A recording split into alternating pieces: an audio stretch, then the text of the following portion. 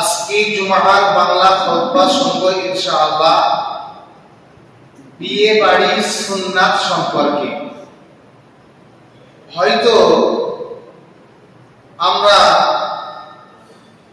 এই জিনিসগুলো শুনবো,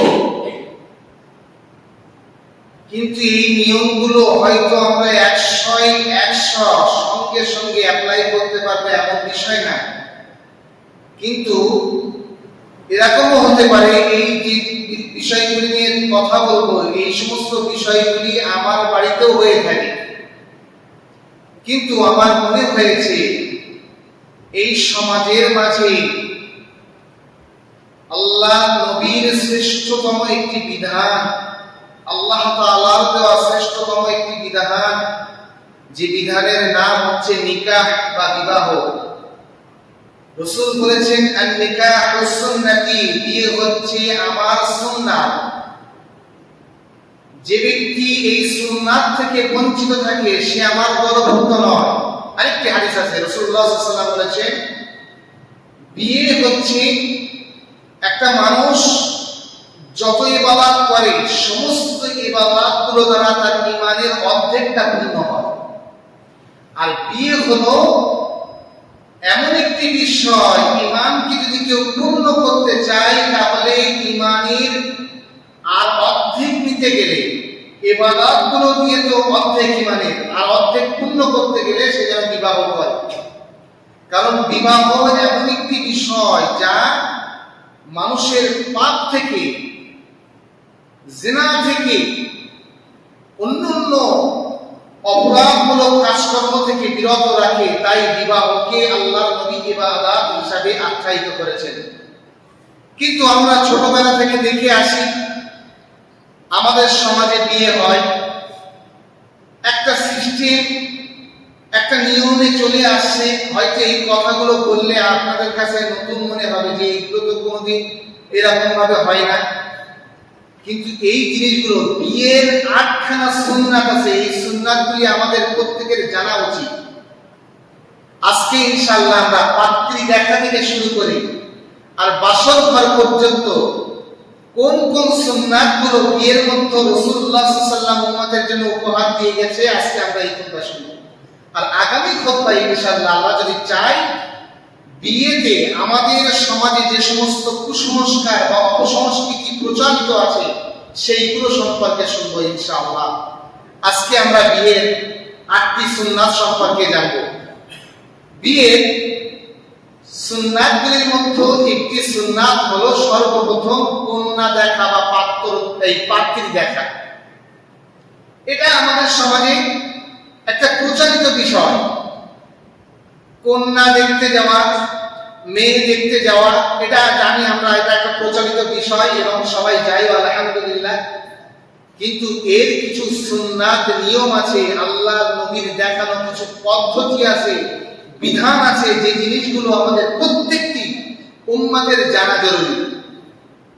প্রথম কথা হচ্ছে কন্যা দেখতে যাবে কারা, বিয়ের জন্য পাত্রী দেখতে যাবে কারা। আমরা এক কথায় বলবো ছেলে যাবে, ছেলের বোনাই যাবে, দুলাভাই যাবে, ছেলের 4 জন বন্ধু যাবে, ছেলের 4টে চাচতো ভাই যাবে, ইত্যাদি ইত্যাদি। আপনি বলতে পারেন এগুলো তো তোমার ক্ষেত্রে হয়েছে। হ্যাঁ, এগুলো আমার ক্ষেত্রে হয়েছে।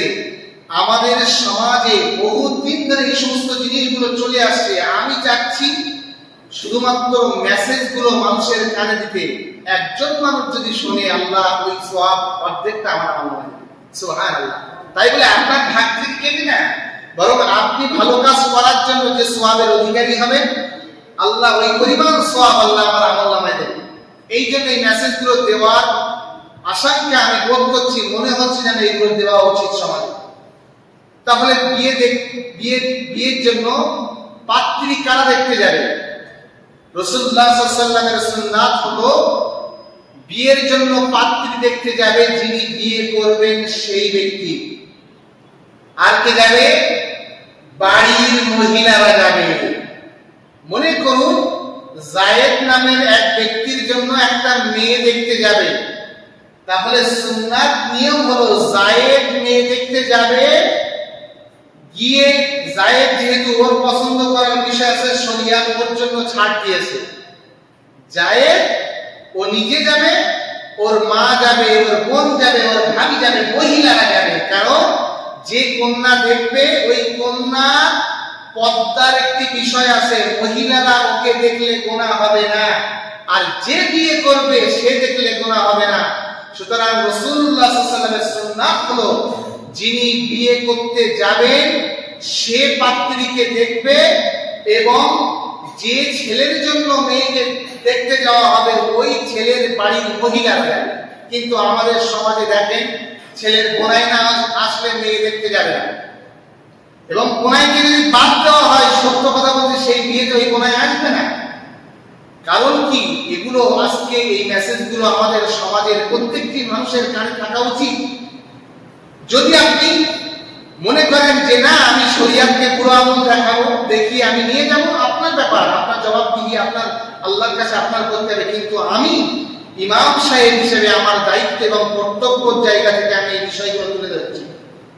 এবার আসুন, মেয়ে দেখতে যাবে, ছেলে যাবে, ছেলের মা যাবে, ছেলের বোন যাবে, ছেলের বাড়ির মহিলারা যাবে। কারণ মহিলাদের দেখলে তো কোনো গুনাহ হবে না, আর ছেলে দেখলে কোনো গুনাহ হবে না, যাবে।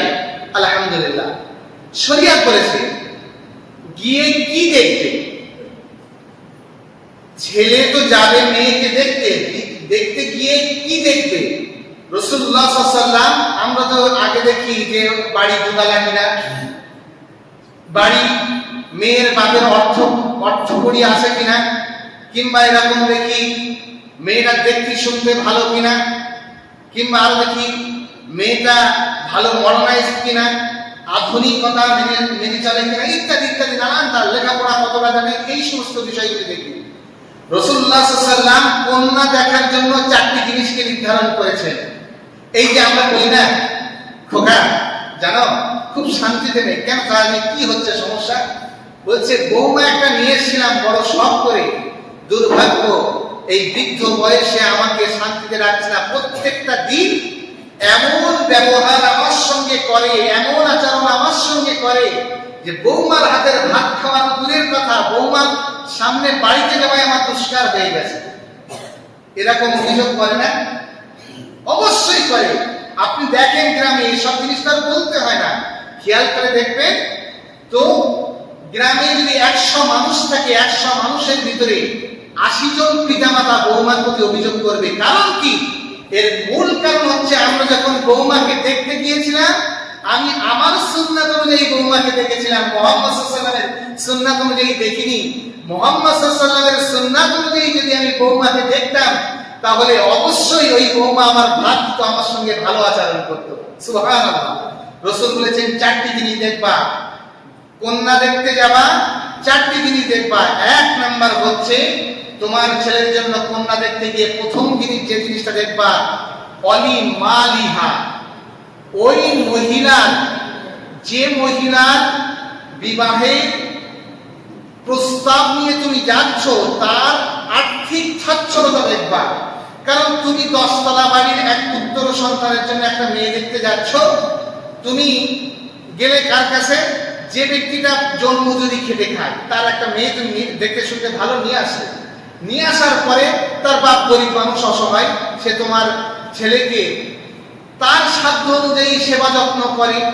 সে হয়তো বের বাড়ি আসার সময় 1 কেজি দানাদার নিয়ে আসে, আর তুমি যদি যাও 1 কেজি রসমালাই নিয়ে যাও, কারণ তুমি বড় লোক, 10 তলা বাড়ির লোক, আর অত পরিশ্রম করা মানুষ।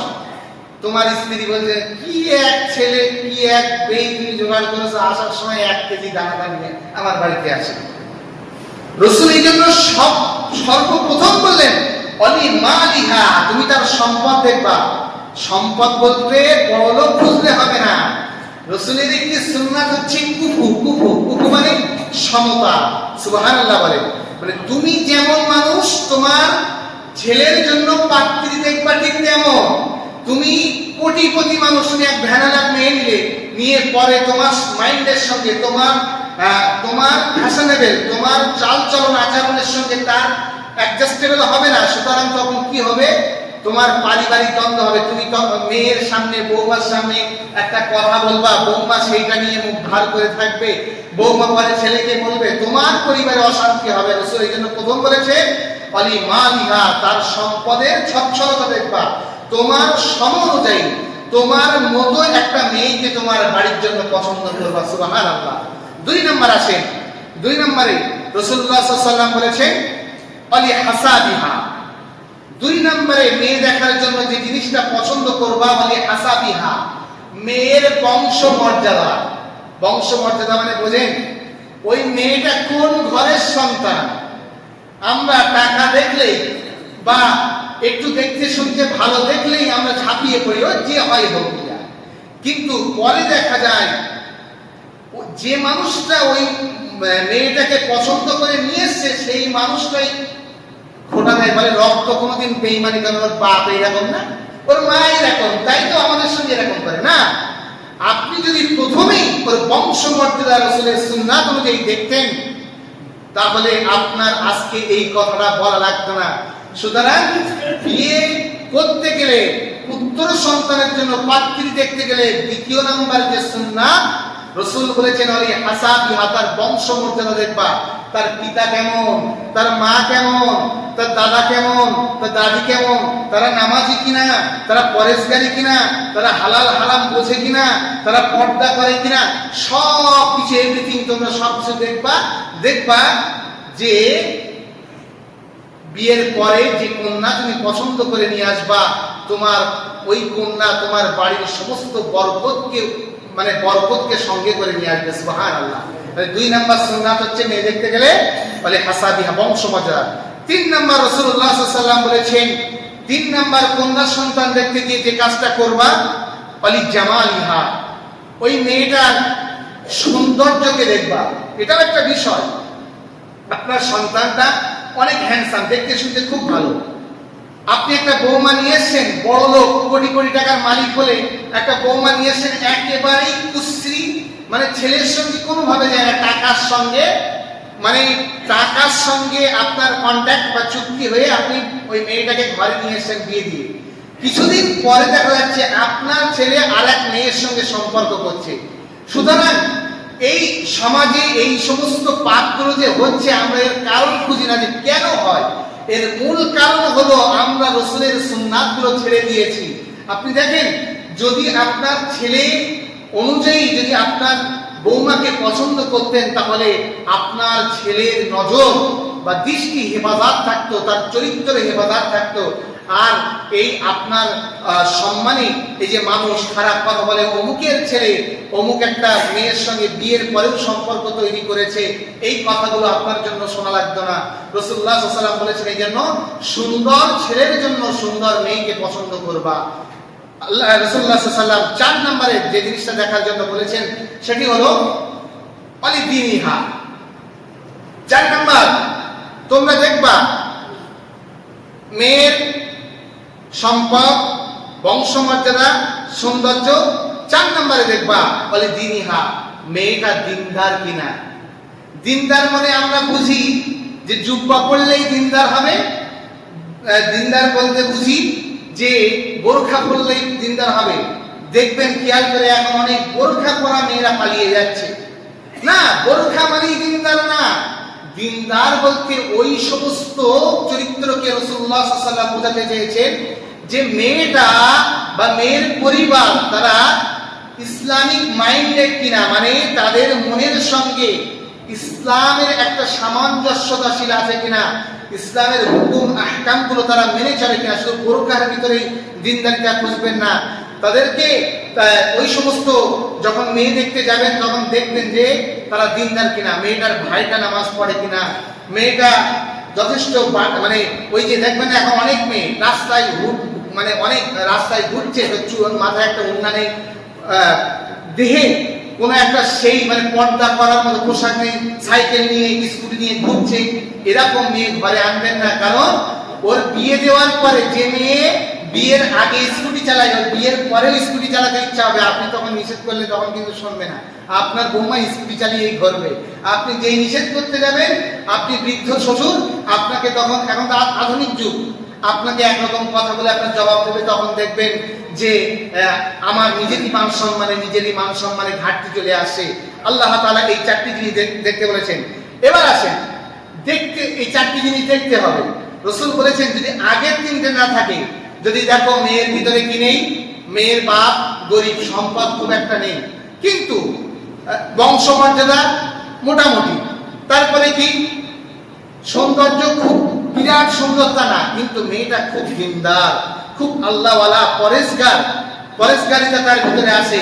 রাসূল বলেছেন যদি এমন থাকে ফাযফুর বিযাতিদ দ্বীন, তোমরা দিনটাকে প্রাধান্য দিয়েই ওইসব সম্পদ সব ছুড়ে মেরে দিনটাকে প্রাধান্য দিয়েই তোমরা আল্লাহর উদ্দেশ্যে মেয়েটাকে ঘরে নিয়ে আসবা, দেখবা আল্লাহ সমস্ত বরকত তোমার ঘরের ভিতরে ঢুকিয়ে দেবে। সুবহানাল্লাহ। তাহলে এই জিনিসগুলো আমরা খেয়াল করব।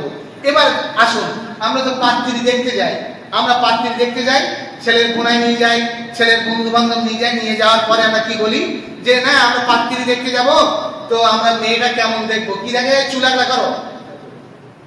কে অথরিটি দিয়েছে আপনাকে? আপনি একজন পুরুষ মানুষ, আপনি এই ক্ষমতা পান কি করে যে আপনি একটা বেগুনা মহিলা, সে এখনো আপনার সম্পর্কে আবদ্ধ হয়নি, তার আগে আপনি বলতেছেন চুলাগলা করার জন্য? এই সমস্ত অপসংস্কৃতি আমাদের সমাজ থেকে দূর করে ফেলতে হবে। হ্যাঁ, চুল দেখতে পারবে তারা, আপনার বাড়ির মহিলারা দেখতে পারবে। আপনি মহিলাদেরকে পাঠান একটা মেয়েকে দেখার জন্য, তারা গিয়ে চুল দেখবে, সব যা ইচ্ছা তাই দেখবে। কিন্তু রাসূল বলেছেন তোমরা চেহারাটা দেখবা এবং হাত এবং পা দেখে নেওয়া, এটা দেখা শরীয়তে সবার জন্য জায়েজ আছে, শুধুমাত্র কন্যা দেখার জন্য। সুবহানাল্লাহ। তো আমরা এই জিনিসগুলো দেখবো। 2 নাম্বার হচ্ছে বিয়ের আরেকটি সুন্নাত, 2 নাম্বার সুন্নাত হলো মেয়ের কাছ থেকে অনুমতি নেওয়া, ছেলের কাছ থেকে অনুমতি নেওয়া। হ্যাঁ, এটা আমরা হয়তো কোনোদিন শুনিনি, আমরা হয়তো জানি না। আমরা জোর করে মেয়েকে বিয়ে দেই, আমরা ছেলেকে জোর করে বিয়ে দেই, দেওয়ার পরে 1 মাস পরে বলছে আপা আমি ওই সংসার আর করবো না। কেন? না ও আমার পছন্দ হচ্ছে না। ঠিক আছে, আমি মেম্বারের কাছে যাচ্ছি, মেম্বার সাহেব ও জামাই আমার পছন্দ হয়নি, ও ছাড়ান করে দাও। এই জন্য বিয়ের 2 নম্বর সুন্নাত রাসূলুল্লাহ সাল্লাল্লাহু আলাইহি ওয়াসাল্লাম বলেছেন লা তুনকাহুল আইয়ামু হাত্তা তুস্তামার ওয়ালাল বিকরু হাত্তা তুস্তাদান।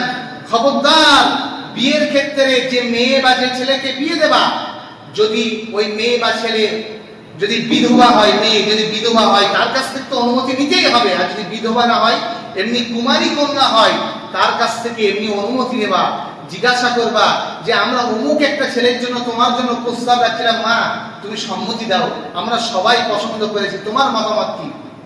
এই মতামত তো আমরা নিই না, এটা সুন্নাত, এটা নিতে হবে মেয়ে বা ছেলের কাছ থেকে। এই সুন্নাত আজকে আমাদের সমাজ থেকে দূর হয়ে গেছে, যার কারণেই তো ওই 1-2 মাস পরেই দেখেন তালাক হয়ে যাচ্ছে। এটাও আরো একটা কারণ। 3 নাম্বার আসেন, রাসূলুল্লাহ সাল্লাল্লাহু আলাইহি ওয়াসাল্লাম বলেছেন যিনি বিয়ে করবেন, মনে করুন জায়েদ নামের এক ব্যক্তি বিয়ে করতে যাবে, রাসূল বলেছেন কন্যা দেখার আগে এই আমলটা করতে হবে, একটা দোয়া।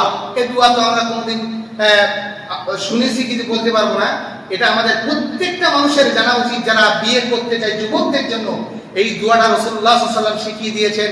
রাসূল সমস্ত যুবক সাহাবীদেরকে এই দোয়াটা শিখিয়ে দিতেন বিবাহের জন্য। রাসূলুল্লাহ সাল্লাল্লাহু আলাইহি ওয়াসাল্লাম বলতেন আল্লাহুম্মা ইন্নী আস্তাগফিরুকা বিইলমিকা ওয়াস্তাগফিরুকা বিকুদরাতিক। আল্লাহ তুমি আমাকে সাহায্য করো, কল্যাণ দান করো তোমার জ্ঞানের মাধ্যমে, ও আল্লাহ তুমি আমাকে শক্তি দান করো তোমার শক্তির মাধ্যমে। সুবহানাল্লাহ। এই দোয়াটা রাসূলুল্লাহ সাল্লাল্লাহু আলাইহি ওয়াসাল্লাম প্রত্যেকটা যুবক সাহাবীদেরকে শিখিয়ে দিতেন যে তারা যেন বিয়ে করার আগে, পাত্রী দেখার আগে এই দোয়াটা আমল করে। এই দোয়াটা আমল করলে আল্লাহ সুপাত্রীর ব্যবস্থা করে দেবেন। সুবহানাল্লাহ। আসুন 4 নাম্বার বিয়ের সুন্নাত হচ্ছে মোহরানা নির্ধারণ। মোহরানা দেওয়া ফরজ। এই দেন মোহর, এটা একটা মানে কি বলা যায়, এটা একটা অওদার মাধ্যমে মানে সুচাতুরিতা একটা বলা যায়, যে আমি শোধ করে নেব না। হ্যাঁ, মনে করে রাখবেন আমরা যতটা চালাক তার চাইতে কোটি গুণে আল্লাহ বেশি চালাক। আপনি চালাকি করবেন। এখন বর্তমান নিয়ম মানে আমাদের হানাফি মাযহাব অনুযায়ী সবচেয়ে সর্বনিম্ন মোহর হচ্ছে 10 দিরহাম। বর্তমান বাজার দাম অনুযায়ী 4 থেকে 5,000 টাকা। তো এই 4-5 হাজার টাকা আপনার ছেলের জন্য দিতে পারবেন, আপনি 10 লাখ টাকা মোহর কেন করবেন? করে মিথ্যা একটা প্রতিশ্রুতি দিয়ে আপনি পরে বলেন আমি সব করে নেব। হ্যাঁ, এই শরিয়াত তো এরকম বিষয় না। আমি মেয়ের বাপদের বলবো আপনার মেয়ের মোহরানা আদায় না করলে আপনার মেয়েকে বিয়ে দেবেন না, এটা শরিয়াতে জায়েজ আছে। মোহরানা আদায় না করা পর্যন্ত বিয়ে দেবেন না। আগে যা চলেছে, কোরআন হাদিস জানতে হবে, সেগুলো মানার চেষ্টা করতে হবে। 5 নাম্বার হলো বিয়ের আরেকটি সুন্নাত হচ্ছে অভিভাবক এবং 2 জন সাক্ষী। অনেক ছেলেরা আছে, মেয়েরা আছে, চুরি করে গিয়ে বিয়ে করে। মনে রাখবা, বিয়ে হয়ে যাবে কিন্তু ওই বিয়েতে বরকত থাকবে না। আমার যুবক ভাই যারা আছে, আমরা হয়তো চুরি করে বাপ মাকে না জানিয়ে কি করি, আমরা বিয়ে করি। হ্যাঁ, বিয়ে হয়ে যাবে, কিন্তু ওই বিয়েতে যে বিয়েতে ওলির মতামত নেই, অভিভাবকের মতামত নেই, গুরুজনদের মতামত নেই, সেই বিয়ে কোনোদিন বরকত আনতে পারে না। দেখবেন কয়েকদিন পরে বলছে আমি পছন্দ করে নিয়ে এসেছিলাম, মা ঠিক আছে, কিন্তু ওর মতন দাজ্জাল দুনিয়ায় আর একটা নেই। এই কথাগুলো কেন? আল্লাহ তোমার জীবন থেকে বরকত তুলে নিচ্ছে। আল্লাহ তাআলা আমাদের বোঝার তৌফিক দান করুন। 6 নাম্বার বিয়ের সুন্নাত হচ্ছে বিয়ের পরে মজলিসে যারা থাকবে তাদের উচিত, আমরা যারা মজলিসে থাকি আমাদের একটা দোয়া করা উচিত। কাদের জন্য? বিয়ের যাদের জন্য বিয়ে হচ্ছে তাদের জন্য একটা দোয়া করা উচিত। বিয়ের খুতবা পড়া সুন্নাত, খুতবা হবে, এটা সুন্নাত। আমরা ওই খুতবার সময় শুনি না, আমরা তখন চিকেন পকোড়া নিয়ে ব্যস্ত থাকি। খুতবা কে শুনে গেল? এটা একটা বিরাট বড় সুন্নাত। রাসূলুল্লাহ সাল্লাল্লাহু আলাইহি ওয়াসাল্লাম এই দোয়াটা উম্মতের জন্য শিখিয়েছেন। রাসূলুল্লাহ সাল্লাল্লাহু আলাইহি ওয়াসাল্লাম কোন মজলিসে, বিয়ের মজলিসে উপস্থিত থাকলে যারা থাকতো যুবকদের বিয়ের ব্যাপারে, মহিলাদের বিয়ের ব্যাপারে, রাসূলুল্লাহ সাল্লাল্লাহু আলাইহি ওয়াসাল্লামের মজলিসে যারা থাকতো সাহাবীরা দোয়া করতেন, বারাকাল্লাহু লাকা ওয়া বারাকাল্লাহু আলাইকা ওয়া জামাআ বাইনাকুমা ফি খায়র। হে আল্লাহর বান্দা এবং বান্দি, আল্লাহ তাআলা এই বিয়েতে তোমাদের উভয়কে বরকত দান করুন এবং দুনিয়া ও আখিরাতের সমস্ত কল্যাণ দান করুন। সুবহানাল্লাহ। এটা আমরা যদি আরবিতে না পারি বাংলায় করব, যে আল্লাহ অন্তত তোমাদের এই বিয়েতে কল্যাণ এবং কামিয়াবি দান করুন। সুবহানাল্লাহ। এটাও এই সময় দোয়া কবুল হয়। আর 7 নাম্বার হলো ওয়ালিমা। ওয়ালিমা কি? ওয়ালিমা হলো বরের পক্ষ থেকে খাওয়ানো। একটুখান শুনেন, 1 মিনিট শেষ করে দিচ্ছি। ওয়ালিমা হলো বরের পক্ষ থেকে খাওয়ানো। আমাদের সমাজে বহুল প্রচারিত একটি বিষয়। আমরা কি করি? আমরা মেয়ের পক্ষে চাপিয়ে দেই বিয়ের দিন। এটা আমাদের সুন্নাত বিরোধী কার্যকলাপ। বিয়েতে ওয়ালিমা করা সুন্নাত, মানে যিনি বিয়ে করতে যাবেন তিনিই খেতে দেবেন। কিন্তু চলছে সমাজে, যা চলছে সেটা চলবে। আমাদের চেষ্টা করা উচিত আল্লাহ তাআলা আমাদের এই সমস্ত আমলগুলো করার। আল্লাহ তাআলা আমাদের শোনার চেয়ে বেশি বেশি আমল করার তৌফিক এনায়েত করুন। আমিন সুম্মা আমিন। ওয়া আখিরু দাওয়ানা আলহামদুলিল্লাহি রাব্বিল আলামিন।